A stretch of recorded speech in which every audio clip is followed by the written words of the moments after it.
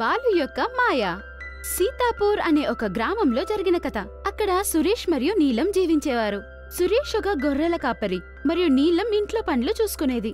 సురేష్ ఎప్పుడు సంపాదించలేకపోయాడు. వాళ్ళిద్దరూ వాళ్ళ జీవితం అంత తక్కువ డబ్బుల్లో గడపలేకపోయారు. దాంతోపాటు గొర్రెలను కూడా చూసుకోవాల్సి వచ్చేది.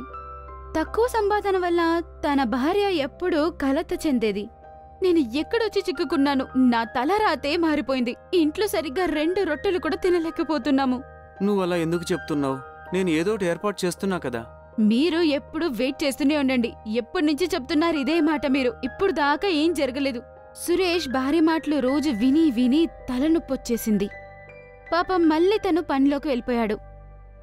ఒకరోజు తన గొర్రెలను మేపడానికి తను తీసుకెళ్తున్నాడు. అప్పుడు అక్కడ తోడేల గుంపు ఒకటొచ్చింది. తోడేల యొక్క గుంపుని చూసిన వెంటనే సురేష్కి ఏం చేయాలో అర్థం కాలేదు. మరియు తను భయంతో అక్కడే ఉన్న చెట్టు వెనకాల దాక్కుంటాడు. తోడేల యొక్క గుంపు వచ్చి అన్ని గొర్రెలను తన ముందే తినేసింది. మరియు తన యొక్క అన్ని గొర్రెలు తన కళ్ళు ముందే చనిపోయాయి. మరియు సురేష్ ఆ చెట్టు కిందే కూర్చొని ఏడుస్తున్నాడు. ఎందుకంటే తన గొర్రెలన్నీ తన కళ్ళు ముందే చనిపోయాయి. అయినా తనేం చేయలేకపోయాడు. తను ఏడ్చే శబ్దం విని ఎలుగుబంటి అక్కడికొచ్చింది. ఎలుగుబంటి అక్కడ ఇక్కడ వెదికింది, ఎవరేడుస్తున్నారా అని. సురేష్ ఎలుగుబంటిని చూసిన వెంటనే అక్కడి నుంచి పరుగులు తీశాడు. ఎలుగుబంటి తన యొక్క శక్తిని ఉపయోగించి సురేష్ ముందుకు వచ్చి నించుంది. మరియు ఇలా అన్నాడు, నువ్వు ఎందుకు ఏడుస్తున్నావు? నీకు ఏం సమస్య వచ్చింది? అరే, ఈ ఎలుగుబంటి మాట్లాడుతోందే. ఓ, నేను మాట్లాడగలుగుతాను, ఇంకా అన్ని పనులు చేస్తాను. నేను ఒక మాయా ఎలుగుని. నువ్వు చెప్పు, నీకు ఏమైందని. నేనిక్కడ నా మేకల్ని కాయడాని కోసం వచ్చాను. కొన్ని తోడేళ్ల గుంపు వచ్చి నా మేకలన్నింటినీ తినేశాయి. అప్పుడు నేను ఏమీ చేయలేకపోయాను. ఇప్పుడు నేను ఇంటికి వెళితే నా భార్య చాలా కోపడుతుంది. పైగా మాకు తినడానికి కూడా పెద్దగా ఏమీ లేదు. నేను ఈ మేకలతోటే నా కుటుంబాన్ని పోషిస్తున్నా. ఇప్పుడు నేనేం చేయాలి? నాకు ఏమీ అర్థం కావట్లేదు. నువ్వు చాలా బాధపడుతున్నావు. మరియు మాయా ఎలుగుబంటి సురేష్కి 2 బంగారపు బిస్కెట్లను ఇచ్చింది. అది చూసి సురేష్ చాలా సంతోషించాడు. ఇది బంగారపు ఇటుక. అది నువ్వు నోటి నుంచి ఎలా వదిలావు? నువ్వు నిజంగానే మాయా ఎలుగుబంటివి. నీకు ఎప్పుడైనా అవసరమైతే అప్పుడు నువ్వు నన్ను పిలువు. నీ మాట విని నేను నీ దగ్గరకు వస్తా. నువ్వేమీ దిగులు పడకు. ఒకవేళ నీకు ఏ సమస్య వచ్చినా నువ్వు నన్ను పిలువు. మరియు సురేష్ చాలా సంతోషించాడు. మరియు తను ఆ బంగారు బిస్కెట్లను తీసుకుని ఇంటికొచ్చాడు.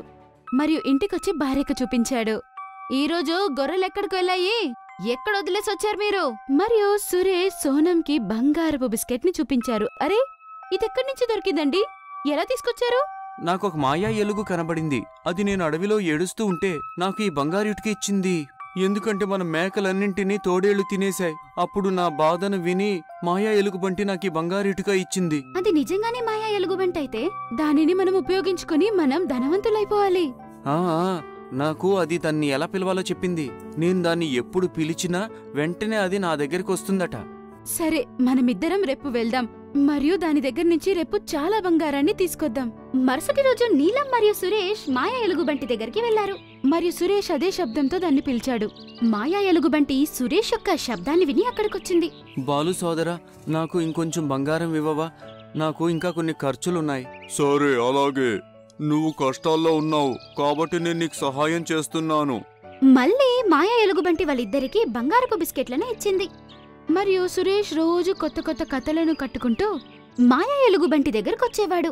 రోజు కొత్త కథలను చెప్పి బంగారం తీసుకెళ్లేవాడు. నీలం మరియు సురేష్ యొక్క అతి ఆశ రోజు రోజుకి ఎక్కువైంది. వాళ్ళు చాలా దురాశకు లోనయ్యారు. వాళ్ళిద్దరికి కావాల్సిందొక్కటే, మాయా ఎలుగుబంటి దగ్గరున్న బంగారాన్ని ఎలాగైనా తీసేసుకోవాలి అని వీళ్ళనుకున్నారు. ఏమండి, నేను చెప్పేది ఒక విషయం వినండి. రేపు వెళ్లి ఈ మాయా ఎలుగుబంటిని వల వేసి పట్టుకుని తీసుకొద్దాం. మరియు దాని దగ్గరున్న బంగారమంతా మనమే తీసుకుందాం. నువ్వు సరిగ్గా చెప్పావు. నేను కూడా అదే ఆలోచిస్తున్నాను. మరుసటి రోజు నీలం మరియు సురేష్ మాయా ఎలుగుబంటి దగ్గరికి వెళ్లారు. ఎప్పటిలాగే సురేష్ అదే శబ్దం వినిపించాడు. అది విని ఎలుగుబంటి అక్కడికొచ్చింది. నీలం తన కష్టాన్ని చెప్తూ ఉంది. అదే సమయంలో సురేష్ వెనక నుంచి వచ్చి వల వేసి దాన్ని పట్టుకున్నాడు. మరియు వాళ్ళిద్దరూ ఎలుగుబంటిని వారింటికి తీసుకొచ్చారు. మాయా ఎలుగుబంటి, నీ ప్రాణం మీద నీకు ప్రేముంటే నీ లోపల ఎన్ని బంగారపు బిస్కెట్లున్నాయో అన్నిటినీ బయటికి తీ. ఎక్కువ కంటే ఎక్కువ బంగారం మాకివ్వు. మీరంతా దురాశ పరులు. మీకు తెలియట్లేదు. మీరు కష్టాల్లో ఉంటే నేను మీకు సహాయం చేశా. నేను మీకు ఇంక బంగారం ఇవ్వను మీలాంటి దుష్ట మనుషులకు. నీలం కోపంతో మాయా ఎలుగుబంటిని కొట్టడం ప్రారంభించింది. అందుకు మాయా ఎలుగుబంటి కోపంతో చాలా గట్టిగా గర్జించాడు. అప్పుడు నీలం భయంతో వెనకడుగు వేస్తుంది. అప్పుడు మాయా ఎలుగుబంటి బయటికొచ్చి తన చెయ్యిని కొరికేశాడు. వదులు, అరే వదులుమంటున్నానా, వదులు వదులు, అరే వదులు, అరే వదులుమంటున్నానా, నన్ను వదులు ఎలుగుబంటి. నీలాంటి దురాశాపరులకు ఇలాగే పాఠం నేర్పిస్తాను. నేను మీకు ఎంత సహాయం చేశాను, మీరు నన్ను బంధించి ఇబ్బంది పెట్టారు. బాలు సోదరా, నన్ను క్షమించు. నా భార్యని వదిలిపెట్టు. అలా నువ్వు చంపకు. సరే, నేనీమెని వదిలిపెడుతున్నా. కాని ఒక్కటి గుర్తుపెట్టుకో, నీవు నా దయకు పాత్రుడివి కావు. ఇప్పుడు నేను నీకు ఎప్పటికీ సహాయం చెయ్యను. మరియు మాయా ఎలుగుబంటి వాళ్ళకిచ్చిన బంగారాన్నంతా వాళ్ళ దగ్గర నుంచి తీసేసుకుంది. ఇప్పుడు సురేష్ మరియు వాళ్ళ భార్య రోడ్డు మీద పడ్డారు. ఈ కథ ద్వారా మనం ఏం నేర్చుకున్నామంటే ఎప్పుడూ దురాశ పడకూడదు. చాప యొక్క పొడవుకే మనం కాళ్ళు చాపాలి. ఎందుకంటే మన అర్హత కంటే ఎక్కువగా కావాలనుకున్నామనుకో అప్పుడు దురాశకు లోనవుతాము. సురేష్ మరియు నీలం మాయా ఎలుగుబంటి యొక్క మంచితనాన్ని తప్పుగా వాడుకున్నారు. అదే కాకుండా దానికే ఆని తలపించారు. మరియు మాయా ఎలుగుబంటి కష్టంలో ఉన్న వారందరికీ సహాయం చేస్తుంది.